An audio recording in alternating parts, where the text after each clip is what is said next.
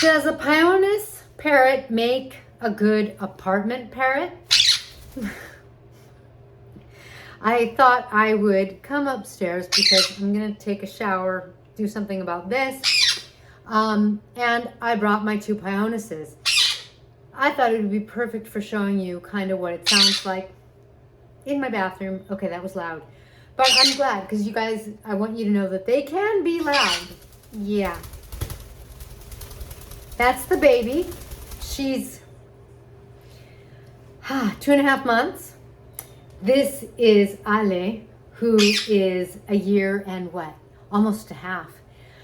This is his companion when they're ready. She's not ready yet.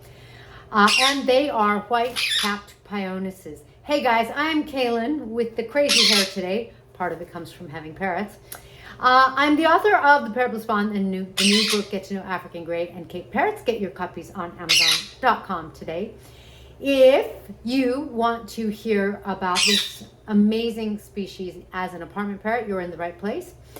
My mission is to help you have a perfect parrot for you so that it reduces your need to rehome them for any reason, reducing the need for rescues, and hopefully increasing your bliss. If you knew that that was the baby who is learning to fly, then you're used to hanging out. Thanks for being here. I love my fans almost as much as I love my parrots, but when they do this to my hair, I love them a little bit less. Let's talk about what they're like in apartments.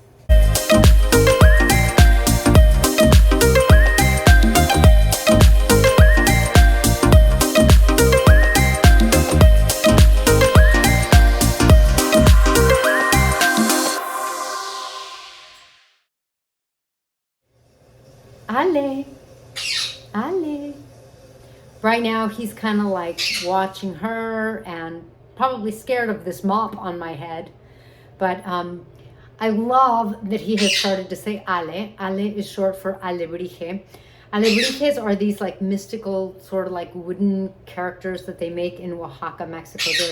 They get painted in all these colors and they're just really, really cool. And so that's what I named him after.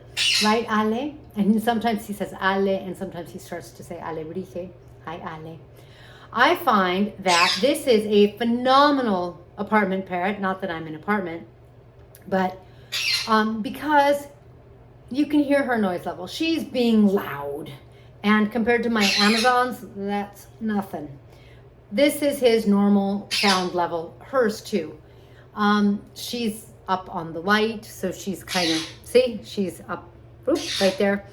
So she's kind of, I don't know, being like, where am I? What's going on? And I'm like, calm down and come back down. But this is a parrot that is semi-independent. Let me tell you that semi-independent in some ways is phenomenal because in your apartment, they aren't going to probably get lonely and start to pluck, or although my avian vet has said that she has seen, like, I think just about every species pluck. So it is something to be careful about. But this is a parrot that I think is less likely to pluck because this is a parrot that is semi-independent. So they can entertain themselves for a while. They like to bond. They like to hang out. You could see he likes to hang out. If you're in an apartment, that means that they're not terribly loud. And if you're in an apartment, that means that, you know, you probably only have like maybe one Pionus, hopefully two, because they keep each other company. But if you only have one, and then maybe you're out part of the day, and then you're hopefully home with them at least part of the day, this is a species that might be okay with that. It's a species that doesn't necessarily want to be pet because they are kind of independent. Sometimes Ale will show me that he wants a pet, and thanks, sweetie. When he wants a pet and I approach him with my finger, he puts his head down. So that was like a greeting. He greeted me, but he doesn't want to be pet, and I'm not going to push the envelope. So they work well in that sense in an apartment. Also, it's obviously not, come here, Pipa. They're obviously not huge parrots, so they don't need like a ton of space to fly. Pipa's really young, so when a parrot's little, like younger, just like a human baby, we really give them less space, and the space around them grows, like their cage or the free flight space, it should grow with them. You know, like you don't put a brand new baby out to fly in the wild, right? They spend time in their nest box, and then, you know, it goes in stages. So, but this is a really great place. You can see that Biba, you know, she is flying around. She's still learning how to land. She's not clipped. Now she's in the tub trying to get out. But I don't think I can reach her, so she's gonna have to wait one little minute. But as far as these things go, not terribly loud, semi-independent, which might work well because you probably don't have an aviary in your apartment. So it's not like you're gonna, you know, like I have several Puria parrots, and that would be like the green cheek conure. I have crimson belly conures. And one dream I have is of having a backyard where, like, I could put an aviary. I have an HOA, so I can't put an aviary there. But, like, put an aviary there and let the birds, you know, just fly in there. I would love to watch them just flying around, being out in the beautiful sun. Bring them some hibiscus flowers, or have a hibiscus plant close by them so they can bite at it, play with it. You know, that's not going to happen in an apartment. It's not going to happen in my backyard. But so when you can't have a lot of birds, you're not going to be able to have an aviary, a semi-independent bird. Like I was saying, you know, it's just kind of perfect. So sound level's great. Space requirements are pretty good because, you know, it's not like my macaw, who would be this big. Beep. So that, you know, it makes it pretty easy. Like this is a parrot that's pretty chill. That doesn't mean that they don't freak out. I don't think that I would say that they're as chill as the tropical parrots. The tropical parrots are going to be the African parrots, like an African gray, the Poicephalus family, which is like a Senegal. There you go. Good job. Good job, Biba. These guys are sweet. They're friendly. They want to be with you. You can see she came back. He's been hanging out with me the whole time. Oh my goodness. Plus, a lot of people feel like one of the most beautiful Pionuses is the bronze-winged, and this is a white-capped or white-crowned. But one thing I love, and she's back in the tub, is if you look at his wing, I'm not saying he's a bronze wing. I'm just saying he's kind of got a glimmer of that, and I really like it. so I think he's really beautiful.